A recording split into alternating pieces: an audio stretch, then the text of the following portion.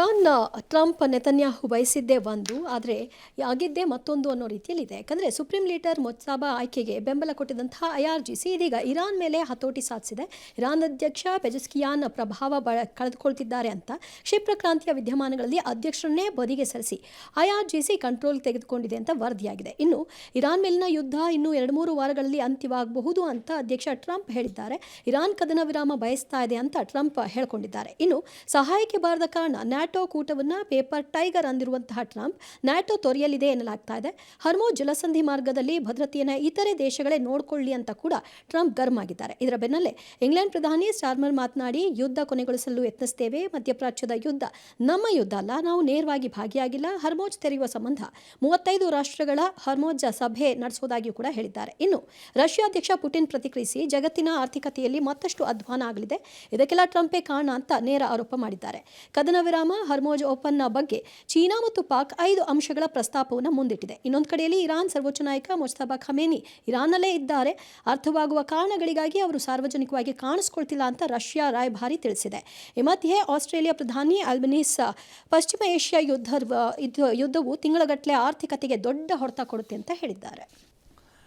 Europe ಬಹುತೇಕ ಪ್ರಮುಖವಾಗಿ what is NATO, north Atlantic treaty organisation comprises ಅಂದರೆ ಅದು ಏನನ್ನು ಒಳಗೊಂಡಿದೆ ಅಂದರೆ ಭಾಳ ದೊಡ್ಡ ಪ್ರಮಾಣದಲ್ಲಿ ಲೆಕ್ಕ ಹಿಡಿಯಬೇಕಂದ್ರೆ 30 ಚಿಲ್ಲರೆ ದೇಶಗಳು, ಯುರೋಪ್ನ ರಾಷ್ಟ್ರಗಳೇ ಬಹುತೇಕ ಇದೆ. ಅದರಲ್ಲಿ ನ್ಯಾಟೋ ಸ್ಥಾಪನೆ ಆಗಿದ್ದಿದ್ದೇ ರಷ್ಯಾದ ಅಥವಾ ಅಂದಿನ USSRನ ವಿರುದ್ಧವಾಗಿ ಇಬ್ಬರ ಮಧ್ಯೆ, ಅಂದರೆ ಪಾಶ್ಚಿಮಾತ್ಯ ದೇಶಗಳು ಅಮೆರಿಕದ ನೇತೃತ್ವದಲ್ಲೂ ಮತ್ತು ರಷ್ಯಾ ಅಂದಿನ USSR ನೇತೃತ್ವದಲ್ಲಿ ಎಡಪಂಥೀಯ ಚಿಂತನೆ ಅಥವಾ ಇವುಗಳನ್ನು ಅಪೋಸ್ ಮಾಡೋ ದೇಶಗಳಿದ್ದಂಥ ವಾರ್ಸಾ ಪ್ಯಾಕ್ಟ್ ಒಳಕ್ಕೆ ಬಂದಂತಹ ದೇಶಗಳು ಇದ್ದಂಥವು.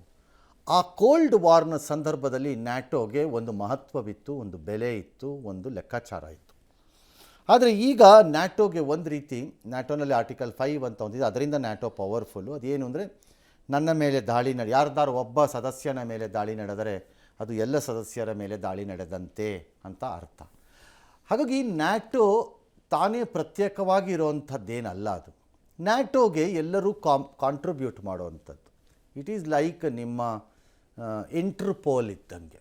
ಈಗ ಎಲ್ಲ ದೇಶಗಳು ಕಾಂಟ್ರಿಬ್ಯೂಟ್ ಮಾಡುತ್ತವೆ ಇಂಟರ್ಪೋಲ್ನಲ್ಲಿ, ಸೇಮ್ ನ್ಯಾಟೋಗೆ ಎಲ್ಲರೂ ಕಾಂಟ್ರಿಬ್ಯೂಟ್ ಮಾಡ್ತಾರೆ, ದುಡ್ಡು ಅಥವಾ ಸೈನಿಕರು ಅಥವಾ ಉಪಕರಣಗಳು, ಶಸ್ತ್ರಾಸ್ತ್ರಗಳು, ಡ್ಯಾಶು ಡ್ಯಾಶು ಡ್ಯಾಶು.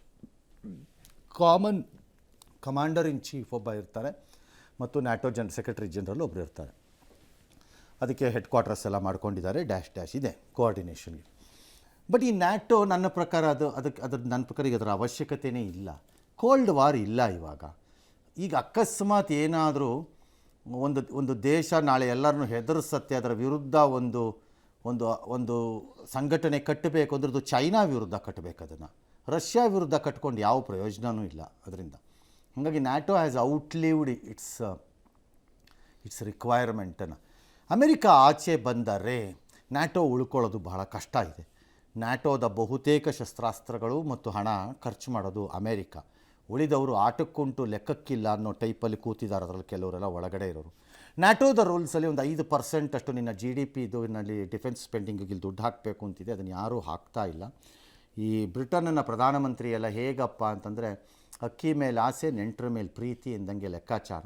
ಎಲ್ಲರೂ ಅಮೇರಿಕ ಮಾಡ್ಕೊಳ್ಳಿ, ನಾವು ಸುಮ್ಮನೆ ಜೊತೆಲಿದ್ದರೆ ಬಾಲಂಗೋಚಿ ಟೈಪ್ ಆಯಿತು ಅಂತ ಅಡ ಇಟ್ಬಿಟ್ಟಿದ್ರು ಯುರೋಪ್ ದೇಶಗಳು ತಮ್ಮ ರಕ್ಷಣೆಯನ್ನು ಅಮೇರಿಕದ ಹತ್ತಿರ.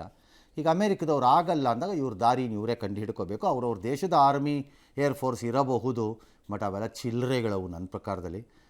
ಅಪ್ಪಿ ನಾಳೆ ಆ ದೇಶಗಳಲ್ಲಿ ಯಾವ್ದಾರು ಸಣ್ಣ ಪುಟ್ಟ ದೇಶಗಳ ಮೇಲೆ ಯುದ್ಧಕ್ಕೆ ಯಾವನಾರು ಹೋದರೆ ನನಗೆ ಜಜ್ಜಾಕ್ಬಿಡ್ತಾರೆ ಅರ್ಧ ಗಂಟೆ ಒಳಗಡೆನಲ್ಲಿ.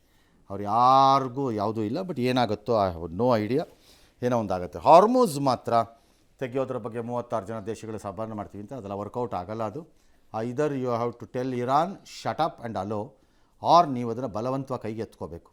ಇರಾನು ತನ್ನದೇ ಆದಂತಹ ಹಾರ್ಮೋಸ್ ಅನ್ನೋ ಸ್ಥಾಪನೆಗೆ ನೀವು ಅವಕಾಶ ಮಾಡಿಕೊಟ್ಟ ಮೇಲೆ ಅದನ್ನು ಬಿಡಿಸ್ಕೊಳ್ಳೋದು ಅಷ್ಟು ಸುಲಭ ಅಲ್ಲ. ಒಮಾನ್ಗೆ ಅದರ ಮೇಲೆ ಹಕ್ಕಿರುತ್ತೆ, UAEಗೆ ಅದರ ಮೇಲೆ ಹಕ್ಕಿರುತ್ತೆ, ಡೆಫಿನೆಟ್ ಹಕ್ಕಿದೆ ಒಮಾನ್ಗಂತೂ ಅದರ ಮೇಲೆ. ನನ್ನ ಲೆಕ್ಕಾಚಾರದಲ್ಲಿ ನಾನು ತಿಳ್ಕೊಂಡಿರೋ ಭೌಗೋಳಿಕ ಇದರಲ್ಲಿ ಒಮಾನ್ಗಂತೂ 100% ಹಕ್ಕಿದೆ ಅದರ ಮೇಲೆ. ಮತ್ತು ಇರಾನ್ಗಿದೆ, ನಾನು ಇಲ್ಲ ಅಂತ ಹೇಳ್ತಿಲ್ಲ, ಇರಾನ್ಗೆ, ಯು ಎ ಇಗಿದೆ, ಒಂದು ಪಾರ್ಟ್ ಆಫ್ ಇದರಲ್ಲಿ ಯು ಎ ಇಗೂ ಇರುತ್ತೆ. ಮತ್ತು ಇರಾನ್ ಶುಡ್ ನಾಟ್ ಥಿಂಕ್ ಅವ್ರು ಯಾರು ತೊಗೊಂಡೋಗೋಂಗಿಲ್ಲ, ನಾನು ಮಾತ್ರ ತಾನೂ ತೊಗೊಂಡೋಗೋಂಗಿಲ್ಲ ಅದೇ ಹಾರ್ಮೂಸ್ ಮೂಲಕ ಅಂತ ಬೇರೆ ದೇಶದವ್ರು ಹಠ ಹಿಡಿದು ನಿಂತುಬಿಟ್ರೆ ಆಗ ಅವ್ರೇನು ಕತೆ ಕಾಯ್ತಾರಂತ. ಹಾಗಾಗಿ they have to resolve it. ನಮ್ಮ ಹತ್ರ ಇಲ್ಲ ಅದು, ನೋಡೋಣ ಮುಂದೆ ಏನಾರು ಆದಾಗ ಸುದ್ದಿಯನ್ನು ಹೇಳೋಣ.